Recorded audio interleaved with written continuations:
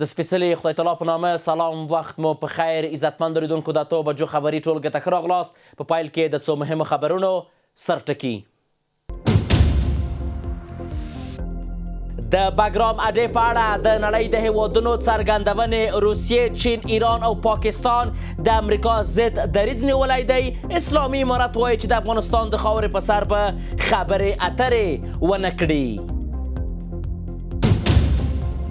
د افغانستان په خاوره کې د ترهګرو ډلو د شتون ردېدل. امیر خان متقي په اشاره‌ایي ډول ویلي چې د پاکستان حکومت په خپله به په دې هېواد کې د ناامنۍ مسؤل دی. د پاکستان دفاع وزیر وایي چې کابل او اسلام آباد هیڅکله ملګري یا ورونه نه وو.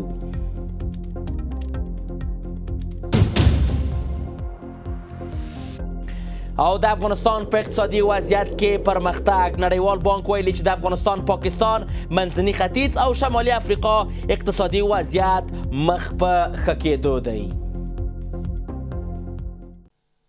بشپړ خبرونه. زه یوسف خان لالی یم. د خیبر پښتونخوا په کرمه کې په یوه برید کې 14 پاکستاني پوځیانو ته مرګ ژوبله اوښتې ده. د راپورونو له مخې برید کې 11 پاکستاني پوځیان وژل شوي او 2 نور ټپیان دي. سرچینې وایي برید تېره شپه ناوخته پیل شوی، 2 ساعتونه یې دوام کړی و. پر همدې موضوع د بحث لپاره په ژوندۍ بڼه راسره وصل دی د نړیوالو چارو کارپوه ښاغلی عیسی اسحاقزی صاحب. اسحاقزی صاحب سره مشه، وخت د بخیر.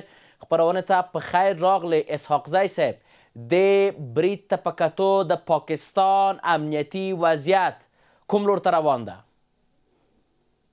خب لاله گرامی، سلام به شما بینندگان تلویزیون جهانی یک. خوب از تقریبا 5 دهه به طرف پاکستان برنامه های را ادامه داد، سیاست های را تنظیم کردن، چی در کودتاهای داخلی خود، چی در تربیت افراطیت در افغانستان و در داخل پاکستان. یعنی افغانه در اونجا تنظیم شد و اشکانه در ایران تنظیم شد و پیوسته تا به امروز هم اپوزیسیون در برابر دولت های افغانستان ایجاد میکنن. امیال هم کسایی را که اونا افغانستان به طرف فساد بردن، به طرف انحراف بردن، به طرف شکست بردن، هم افغانستان هم جهان، اونا را دعوت میکنن و پذیرایی از اینا تا به ترکیه میرن. اینا ما به یقین هستم که اینا مداخله بسیار روشن در مسائل افغانستان انجام میتن و این برنامه هایی را که ادامه دادن در 50 سال که باید اینا از این درس میگرفتن و میرفتن دنبال اول یک دولت ملی که اوجه مردم سهم داشته باشه، یعنی حاکمیت به مردم تعلق داره، یعنی حاکمیت حق مردم است که باید انتخاب کنن. این برنامه ها متاسفانه در اونجا خدشه‌دار شد و این برنامه های افراطیت که امروز دامنگیر خود مردم پاکستان شده و حتی بیشترین نظامی هایشان تلفات میتن و قربانی میتن، دلایلش است که در 50 سال سیاست های داخلی و سیاست های منطقوی و جهانیشان مطابق هم منافع ملی پاکستان و هم در تقابل کامل با قوانین بین المللی و اعلام جهانی حقوق بشر بود. صحیح. اسحاقزی صاحب، اوس چې دغه بریدونه ترسره کیږي، کابل 10 کسانو ته هم مرګ ژوبله اوښتې، هغه هم پاکستاني پوځیان دي. د پاکستان پوځ، د پاکستان حکومت ولې د دغو بریدونو مخه نه نیسي؟ ولې پرېږدي چې خپل پوځیان مړه شي؟ زمانی که شما ساختارهای افراطی را تربیت میکنین، اونا افراطی ها پیوسته تابع مسائل ملی و برنامه های سیاسی نیستن. بنابراین کسایی را که اینا تربیت کردن و یا ای که برنامه هایی را پیش بردن که خودشان اول تلاش کردن که افراطیت تنظیم شود در سرحدات افغانستان، اونمو کسانی را که امروز اینا تربیت کردن، اونمو بلای جان خودشان شده. یعنی که بعد از اینکه انتخابات اخیر پاکستان به شکست مواجه شد، برنامه های صوبه سرحد و مجموعاً امی ایالاتی که در پاکستان وجود داره، اینا به امن شدن و تقریباً بیشترین نظامی ها در طول تاریخ پاکستان در جنگ های حتی اول هند اینقدر کشته نداده بودن، اینقدر تلفات نداده بودن که امروز در این جنگ های برنامه های ساختارهایی را که اینا خودشان تربیت کرده بودن و برای افغانستان تربیت کرده بودن، اینا برنامه هایشان بسیار مشکل داره. نظامی هایشان باید تجدید نظر کنند در برنامه های سیاسی خودان، اجتماعی خودان و نظامی خودان. ستاسو په خبره دغه پوځیان یا نظامیان په ټوله کې ولې تجدید د نظر نه کوي یا هم خپل فکر ته، خپل پالیسی ته تغییر نه ورکوي؟ خب شما ببینید که چقدر پاکستان چالش های دشوار داره. اینا رفتن بندر گوادر را جور کردن. در بندر گوادر که راه را باز کرد به سوی آبهای گرم برای چینایی ها. اینا مشکل زیاده که ایالات متحده امریکا و غرب آغاز کردن و برنامه هایش که این متشنج است. بناهن یا در بین دو سنگ آبش میاندن. حاله با سیاست های غلطشان اینا هم اعتماد غرب دست دادن و هم اعتماد کشورهای منطقه را. بناهن بسیار ضرورت است که ما اول با ملفه های ملی که اول به مردم خود احترام بگذاریم، به حق اساسی و انسانیشان احترام بگذاریم و از یک طریق شفاف یک حکومت ملی ایجاد کنیم که دوجم بهترین دانشمندان زمینه داشته باشن. ډیره مننه. په ټوله کې اسحاق صاحب په دې وروستیو کې د هندوستان او پاکستان ترمنځ چې کومه جګړه وشوه د مې په میاشت کې، اوس بیا د دواړو لورو ترمنځ بعضې اخطارونه یا هم ګواښونه تبادله کیږي، یو بل ته اخطار ورکوي چې بیا د هم جګړه وشي. تاسو فکر څه ده؟ ستاسو اند څه ده؟ آیا د کومې جګړې احتمال کتل کیږي؟ شما دیدین تقریبا چند ماه قبل جنگ بین هند و پاکستان شروع شده. خوب یک میانجیگری بسیار جدی را آقای ترامپ انجام داد که کوشش کرد که تقریبا او جنگ ختم کنن، ولی پیوسته در طول تاریخ اینا زمینه های را مساعد ساختن برای جنگ. من به یقین هستم که اینا اگر واقعا با مؤلفه های بین المللی یا اصل همجواری برخوردشان باشه، این دو رهبرا هم پاکستان باید بشینن روی تمام منازعاتی که متضرر میکنه مردمشه. جنگ راه حل نیست، خشونت راه حل نیست، نفرت راه حل نیست. راه حل امیست که ما با عقلانیت با بر بنیاد منافع ملی خود و قوانین بین المللی مذاکره کنیم تا جنگ و تشنج و خشونت خاتمه بدیم. ببین سرزمین هند در طول تاریخ که هند و پاکستان یک وقت یک جای بودن، اینا سیاست عدم خشونت برنده شده بودن. جنا خودش و همی نیرو، تلک، کلام آزاد، گاندی، اینا پاچاخان، غفارخان، همشان اینا سیاست عدم خشونت پیش بردن. اگر آل هم نظامی ها اجازه بدن که شخصیت های ملی و شخصیت هایی که با عدم خشونت میخواین سیاست کنن، یعنی عدم خشونت به مفهوم عزیز که ما مذاکره کنیم، تفاهم کنیم، ما منافع ملی خود مد نظر بگیریم و به قوانین بین المللی هم احترام بگذاریم. صحیح. د وروستۍ پوښتنې په توګه اسحاق صاحب، کومه ستونزه او کومه مسله چې د هند او پاکستان ترمنځ په تیرو اویاو کلونو کې نه ده حل شوې، آیا که اوس دواړه حکومتونه، دواړه دولتونه او د دواړو خواو خلک اراده وکړي چې دغه ستونزه حل کړي، د دغه ستونزې د حل امکان تاسو وینئ؟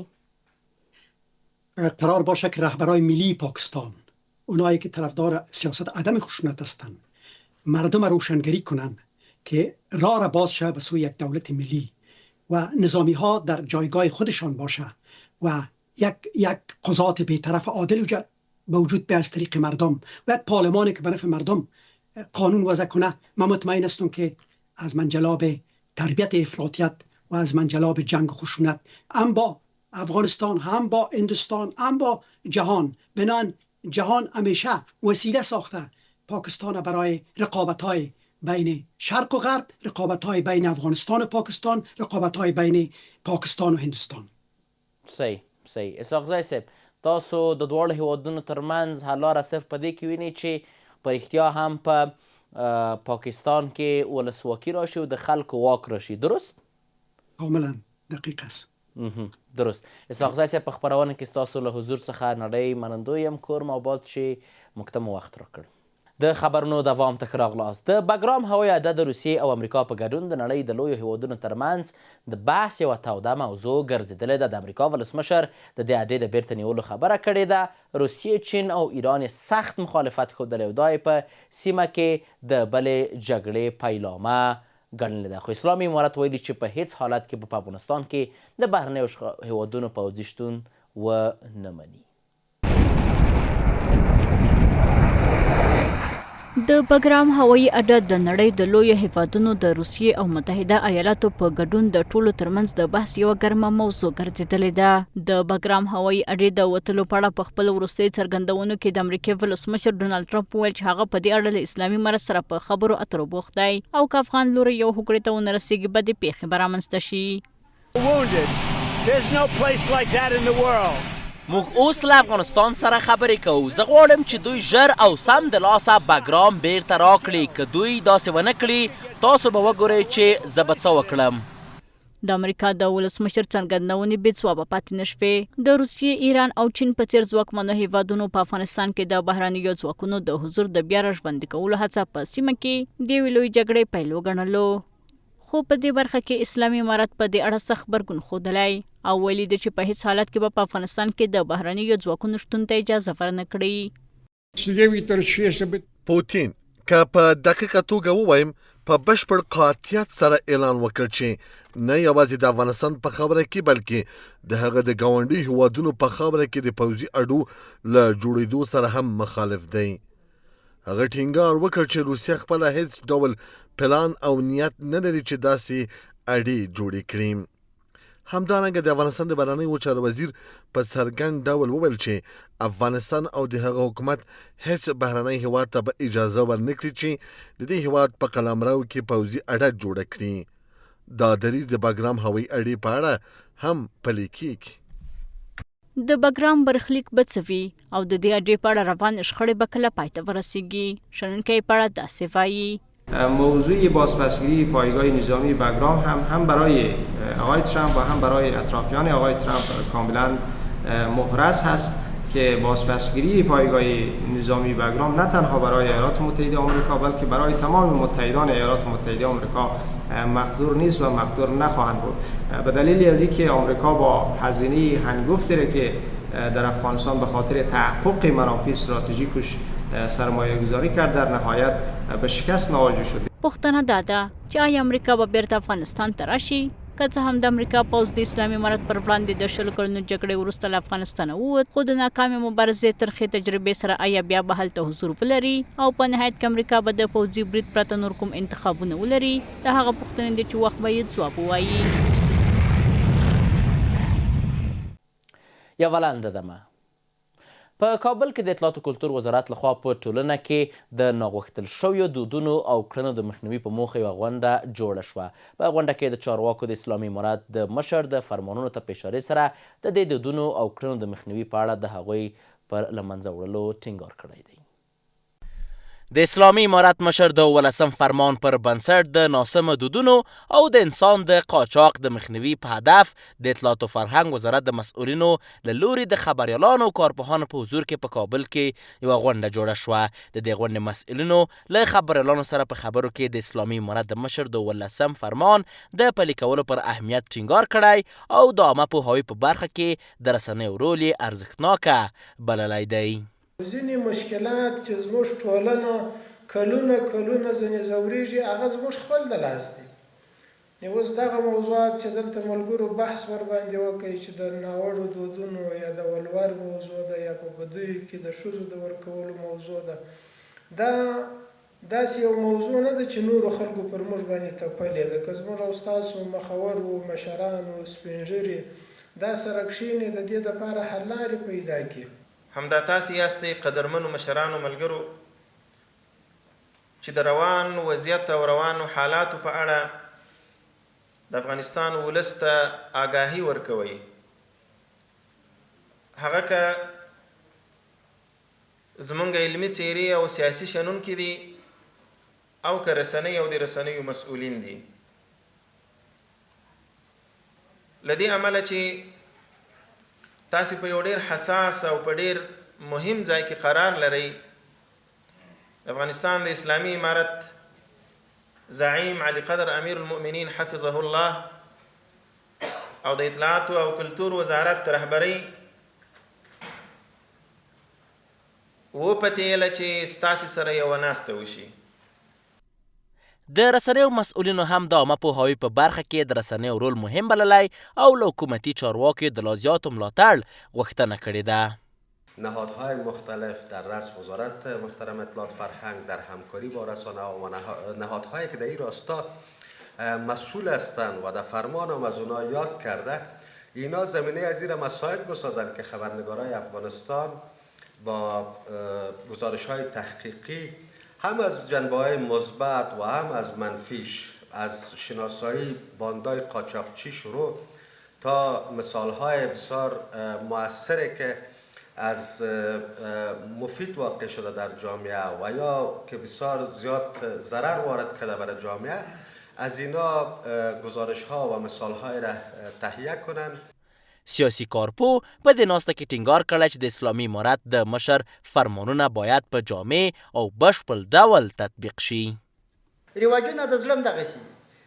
په کور کې نجلۍ سپین سرې شوه، مخکې حماد صاحب هم دې ته باندې بحث وکړي، په بیرون کې خوار و غریب و بېچاره سپین سرې شو. یو پیسې ولور نشي پیدا کولی او بل یې ارزانه ورکوي نه. دا یو غټه ستونزه ده. د دې ستونزې دپاره زما پیشنهاد دا دی حکومت ته چې دا تر مسجد تر امامانو پورې هم دا خبره ورسوي، هغو ته هم ووایي چې دا خپله په مسجدانو کې ووایي، تر ولسي مشرانو، قومي مشرانو، منطقې د ملکانو پورې دا موضوع باید دا لړۍ پراخه کړي او دا باید اوږده شي. په دې فرمانونو کې په لوړ لګښت د ودونو مخنیوی، له دولتي وسایطو د شخصي محافلو لپاره نه کارول، په بدو کې د نجونو نه ورکولو او همدارنګه د انسان د قاچاق پر مخنیوي ټینګار شوی دی. عزتمند لیدونکو، د 2 بجو خبري ټولګه پر همدې ځای پای ته ورسېده. تر بیا کتو په الله پاک مسپارم. ښه شپه.